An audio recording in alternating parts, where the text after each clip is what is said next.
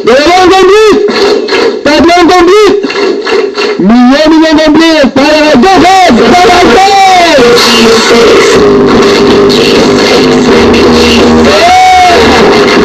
Una na pala tatlo! Una na pala Joseph! Balante!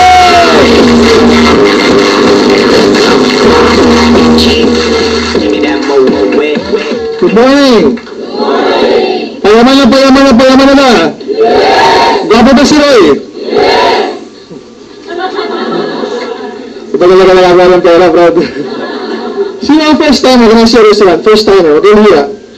Ang dami Di ba unang simula ng taon, marami kayong nandito. Thank you very much for attending our seminar. Nag-enjoy ba kayo? Yes! Okay ba yung products? Yes! Okay ba yung negosyo? Yes! Di ba lang, may nabanggit yung scholarship tsaka yung foundation. Nabanggit ba yung scholarship? Yes! Meron. Yung foundation, nabanggit ba? Yes! O, tumutulong din tayo sa maraming mga nangangailangan, na mahihirap. Di ba, nabanggit na ni Roy, as of today, we have created more than almost 700 na millionaires na. In the span of 7 years, almost 700 na millionaires. Ibig sabihin, every year, we're creating 100 millionaires. Every week, we're creating 2 millionaires per week. Actually, at the rate we're going right now, hindi na 2.5 na. So, kunwari, ikaw yung unang milyonaryo, ikaw yung pangalawa, kalahati pa lang. Pagpasensyahan mo na, kalahating milyonaryo ka pa rin. Sito yung linggo-linggo, 2.5 ang nagiging milyonaryo. Diba, dead mo pa yung ikbalaga, tsaka yung time digpan pinagsama. Walang tsambahan, hindi ka gigiling. Hindi ka hihiyain, hindi ka pagtatawanan. Dire-diretso mo yung business sa sa gusto mo, magiging milyonaryo. Okay ba yun? Yeah. Para kung maro, this week, dalawa rito, dalawa. Okay, huwag ka maingit kasi next week, dalawa naman dito. Diba, huwag ka na kukurap, next week, dalawa naman dyan. Malampas lang ka man, babalik din lang sa'yo. Diba guys, yung iba nagtatanong, Duk, ang dami ng naging milyonaryo.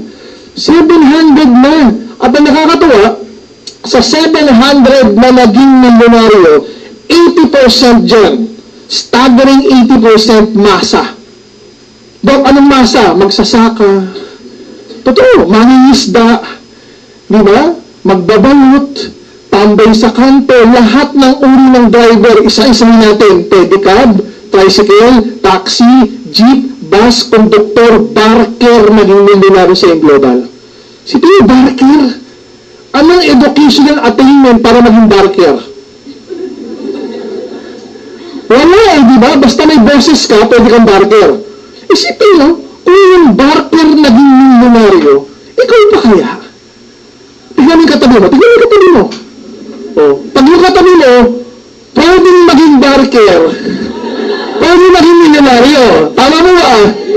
O yung iba sa survey, Duk, di ba, magbabarker ako, galing ko mag-English.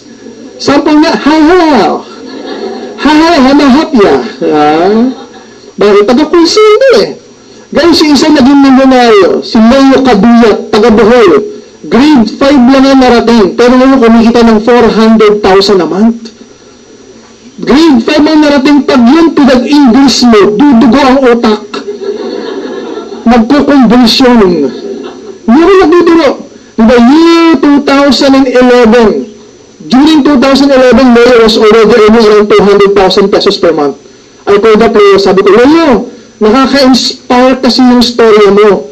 Binili kita ng, taga-Bohol kasi, binili kita ng ticket pa Manila. Meron kaming maliit na gathering, mga 3,000 na atin sa Crossroads. Pwede ba ikwento mo yung buhay mo? Kahit mga 30 minutes lang. Ikwento mo, paano ka naging nagsimula, paano mo ginawa ng paraan yung 7 years, paano ka nagsimulang mag-recruit, paano mo maki yung grupo mo, paano mo sila naturuan. Kwento mo lang. May kausap ko. Sabi na, Tagalog o Englishman. Sabi ko, parang kaya mo mag-English Sabi ko, siyempre Tagalog. Sabi, Dok, di ba pwede Bisaya? Sabi ko, pag Bisaya, hindi ka namin naintindihan. Sabi, Dok, hirap man ako mag-Tagalog.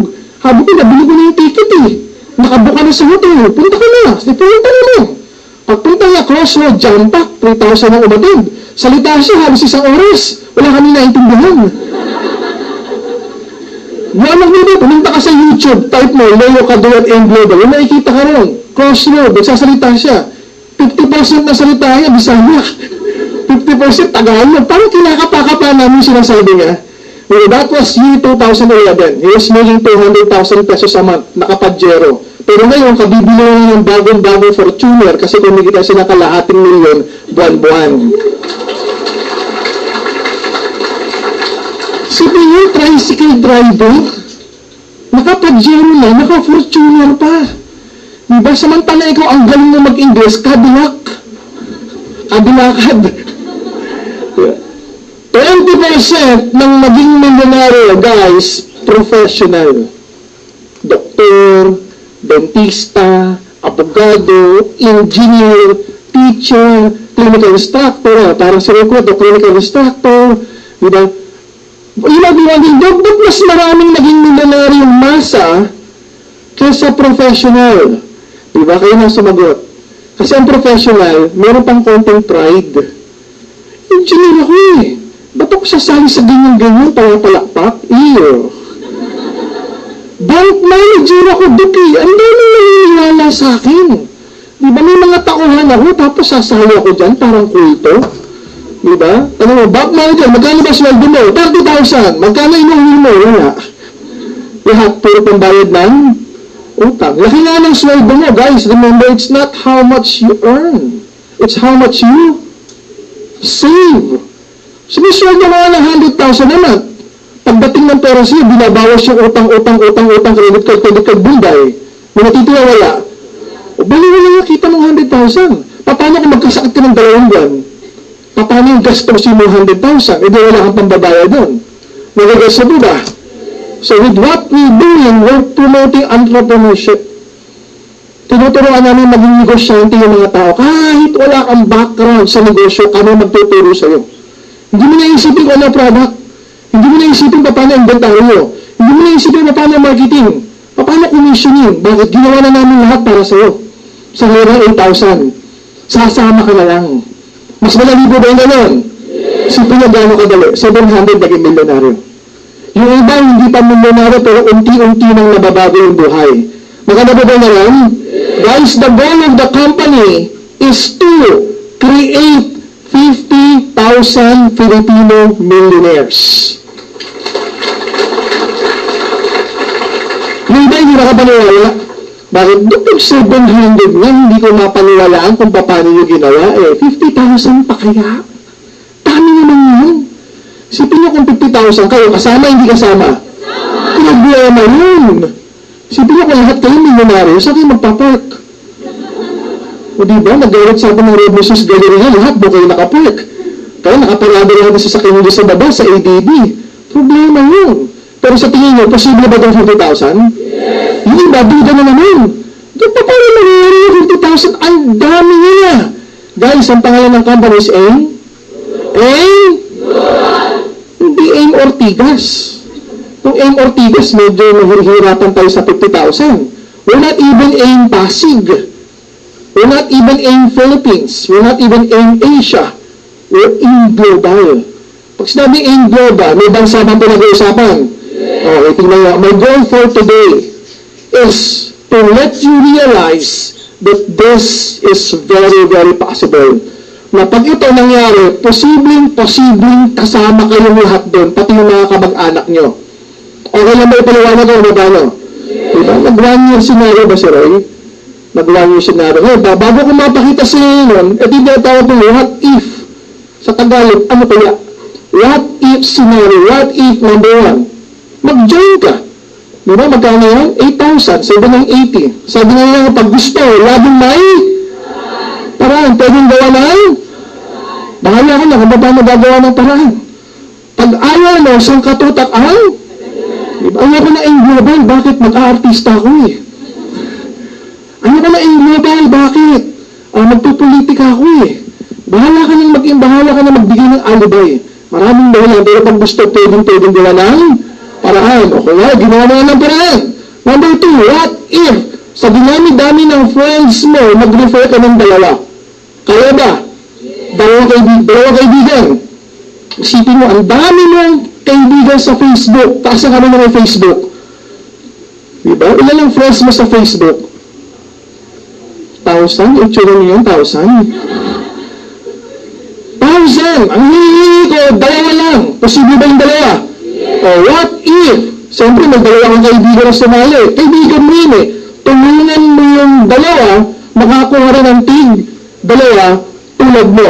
What if gawin mo yan, step 1, 2, 3, during your first month of doing the business niyo, ganun January 2013. Kaya ba ba yan?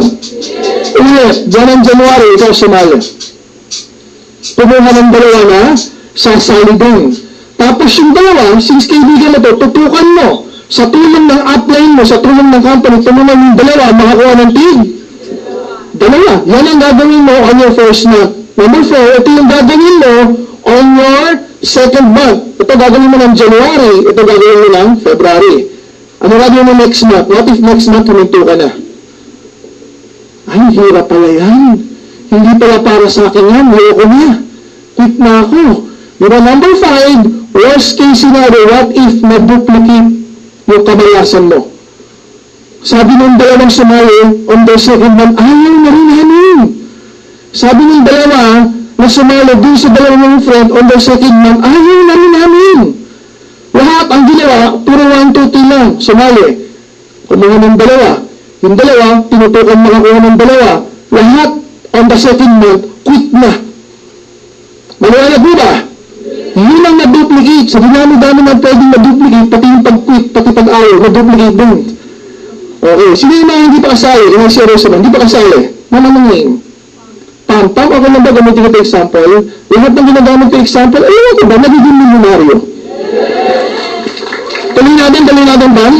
Tuloy natin, para ayaw mo eh. January, February, March, April, May, June, July, August, September, October, November, December. January 2014. Ano na kaya itsura ni Pam? Pam, may asawa na? Wala pa. Malamang next year, pwede na. Diba, what if nangyari kay Pam to? Review. Nag-join si Pam. Nag-refer ng dalawa. Ayun, nag-refer ng dalawa. Yung dalawa, tinutok sa tulong ng upline. Ni Pam, kayo nag-grupo ba? Sino ba yung ko sa'yo? Pinsan mo. Okay ah. Pinsan, kayo nag-grupo. Noemi Tejada. Okay, si Noemi Tejada is one of the company direct. Malupit na leader yun. Si Noemi Tejada, full-time, nag-qualify yun sa US AAA, kasama namin siya sa Hong Kong. Kasama namin siya sa Hawaii, sa Las Vegas, sa LA, sa Sanford. Okay, sa tulong ng grupo ni Noemi, sa tulong ni Pinsan. Okay, yung dalawa, tinutukan nyo para makakuha ng team. May dalawa. Okay, 4. Paging 4, check na rin to. Check 1, check 2, check 3. O, February na. Second month na, naginawa ni Noemi. Ay, kumita na ako eh. Ayoko na eh. Hinto na muna ako. Okay? Yung dalawa, ganun din ang ginawa. Yung dalawa, tinutukan yung tigda-dalawa para makakuha ng team. Naging 8, huminto na yung dalawa. Yung 4, tinulungan yung 8 para makakuha ng team. Naging 16, huminto na rin yung 4. Saan nagpunta? Kasama ni Pam. Yung 8, tinulungan yung 16 makakuha ng tigda-dalawa, naging 32, huminto na yung 8. Lahat sila, isang buwan lang nagtrabaho. Sumali, kumuha ng dalawa, yung dalawa tinutukan para makakuha ng tig na dalawa. Second month, hinduan na. Yun ang dinuplicate. Okay? Ang dali ng tutukan yun. Parang kung nga, pagsali ni Pam. Okay, laslasan tayo ng pulso, ha? Walang magkukwit. Ano na ganyan? Sasali ka, sa ayot sa gusto mo, mamimilot ka. Kukuha ka ng dalawa. Pag may napilit ka ng dalawa, yung dalawa, tulungan mo makakuha ng dalawa. Pag nagawa mo yun, saka ka na pwede huminto. Walang iwanan sa ere hanggat hindi nagagawa yan. Paliwanag po ba? O ano nangyari dito? Bilisan na lang natin. Okay, naging 64, naging 128, naging 256, naging 512. Huminto. Naging 1,024, 2,048, 4,096, huminto. After 1 year, si Pam, meron ng 8,000 na mahigit na tao. Pero kinala niya lang, hanggang dito lang.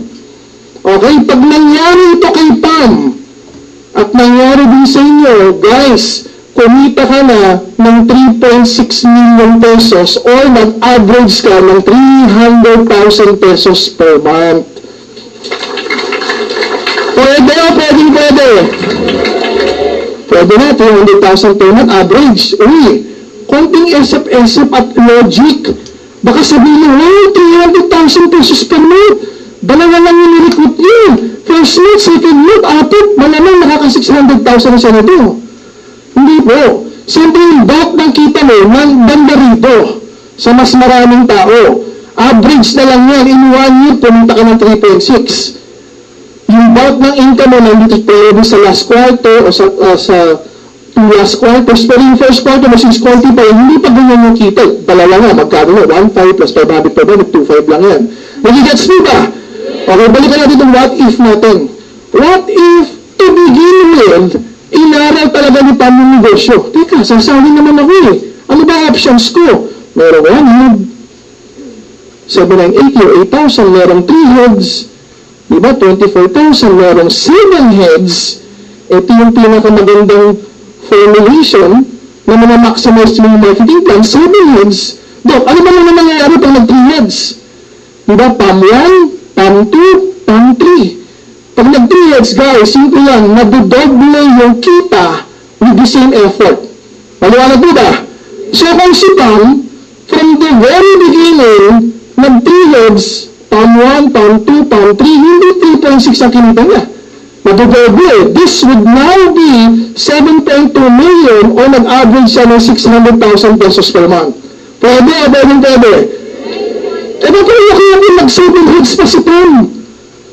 Baka yun yung nangyari pa nag-7 heads na triple yung income with the same effort. Hindi ko na susulat kasi nag-double pa lang, may tumutuloy na yawan eh. Baka pa may sinulat yung triple o tag yung ulo sa pader. Okay? Balikan na natin to. What if hindi lang dalawa ang nirefer ni Pam? What if ang nirefer ni Pam, 12? Posible hindi? E ba posible mas malaki dito ang tayo? Tama o tama? Wala kang choice, tama yun eh. What if si Pam hindi huminto on the second month? E ba mas malaki dito pwede kitain? Tama po ba? Ano ibig ko sabihin? Sige, January may kang dalawa. What if February mayroon ka isa? March mayroon ka isa? April mayroon kang 3? May mayroon kang isa? Nanigas po ba? E di mas malaki nito pwede kitain. Tama po ba? What if siya nainikisan ko hindi rin huminto? Sabi ko, 1 month na magtatabaho eh. What if sila ganun din? Ika-second month may bit-bit din. Ika-third month may bit-bit din. Ika-4th, 5th, 6th, 7th may bit-bit din. E di mas malaki nito pwede kitain. Tama. Pam, anong probinsya? Lawag sa Makatwid, ikaw ay isang? Well naman. What if somewhere down the line, hindi nakilala ni Pam? May sumali Ilocano, presidente ng mga Ilocano sa Hong Kong. Posible ba yan? Eh magbubukas tayo sa Hong Kong next week na. Available lahat ng products. What if sa kanila, may sumali, hindi nakilala ni Pam, presidente ng mga Ilocano sa Singapore. Bukas tayo sa Singapore. We're not talking of people anymore. We're talking of countries to pioneer. Bansa na po ang pinag-uusapan. Guys, year 2006, okay, actually we started September of 2005. Mula po September ng 2005, nagpe-pay in, pay out na ho kami. Nagpe-pay out na kami. September ng 2005. Sa Makatwid, noong September ng 2012, 7 years na po kami nagpe-pay out on a daily basis. Tayo yung nag-iisang company sa buong mundo na direct selling networking company na nakakapag-pay out ng daily for the past 7 years. Yung mga billion-dollar company ay yun sa US, hindi nila kaya rin yun. Kasi sila nagsimula monthly payout. Yung iba sa kanila, 20 years na, monthly payout. Tayo yung nag-isang company networking sa buong mundo, 7 years, daily. Sipin mo, production mo ng buong January, ng buong Monday. In cash mo, Tuesday after lunch, nasa ATM mo na. mo kailangan pumunta sa office para makuha ang income mo. Pumunta ka sa ATM, doon ka mag-withdraw. Manigets mo ba? So, 2006, we started here in the Philippines. Officially, we launched March, pero operationally, nagsimula tayo September of 2005. Pagtalo po ng 2010, binuksan po natin ang Brunei tsaka Singapore. Tanong, may tao po ba sa Brunei? May tao ba sa Singapore? Ang tanong ko kung may tao, hindi ko tanong kung may Pilipino. Bakit? Yung products po ba nakakahiya? Hindi, in short, sa ibang lahi, pwede i-alok. In fact, as early as now, ang dami na nagtetestimony Bruneian, Singaporean about the product. Ang daming nagtetestimony Bruneian, Singaporean about the business. Bakit? Kasi yung product, hindi lang pang Pinoy. Tama mo ba? Kasi may company before, sapatos yung product, gawa sa Marikina. No offense. Pag ang product mo sapatos, gawa sa Marikina, may kausap kang Singaporean, pwede mo bang i-alok? Actually, pwede, kaya nakakahiya. Tama mo ba? Kasi may sapatos din sa kanila, baka mas maganda po eh. Pwede mo ba i-alok sa Brunei? Pwede kaya, hindi nakakahiya. Sa atin, sino gumawa ng product? Nature's Way. Billion-dollar company ayun sa US. More than 4 decades of manufacturing successful experience. Maganda na ba maganda? Year 2011, abay, hindi humihinto, tuloy-tuloy ng expansion, nagbukas tayo sa Taiwan. Nagbukas tayo sa Hawaii. Okay, Hawaii. May tao ba sa Taiwan? May tao ba sa Hawaii? Nung nag-launch sa Taiwan, ako yung unang pumunta. Ang guest ko doon, 1,000. Kay 10% ng umattend, halos 100, Taiwanese. So sabi ko sa mga leader, Brad, paano presentation ko, Taglish ba? O full English para maintindihan ng Taiwanese? Sabi ko, Dok, i-Taglish mo na yun. Sabi ko, paano yung mga Taiwanese? Okay lang, wakyaw yun, wakyaw. Sabi ko, wakyaw? Ano yung mga wakyaw? Dok, yung mga wakyaw, yan yung mga Taiwanese na asawa ng mga Pinay. So, medyo marunong magtagalog yun. Kung hindi man maintindihan yung Taglish mo, ita-translate na yan ng mga asawa ng Pinay. Sabi ko, talaga maintindihan? Dahil nag-present game ako. Kaya isang oras at kalahati, product, tsaka business, nagugulat kayo mga Taiwanese, gumagano naman. Pag nakakatawa, tumatawa naman. I was surprised. The following day, pagpunta ko rin sa office sa Taiwan, yung nagpo-present, Taiwanese na. Bakit? Worker pa nga. Galing doon sa ibang company. Imagine mo, parang sila ito mag-present. Ang difference na lang, Taiwanese. Tapos yung salita niya, Mandarin. Paano siya mag-present? Wala siya, wala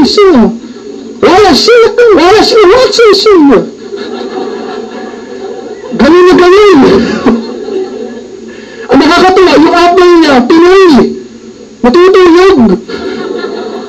Nakita kaya?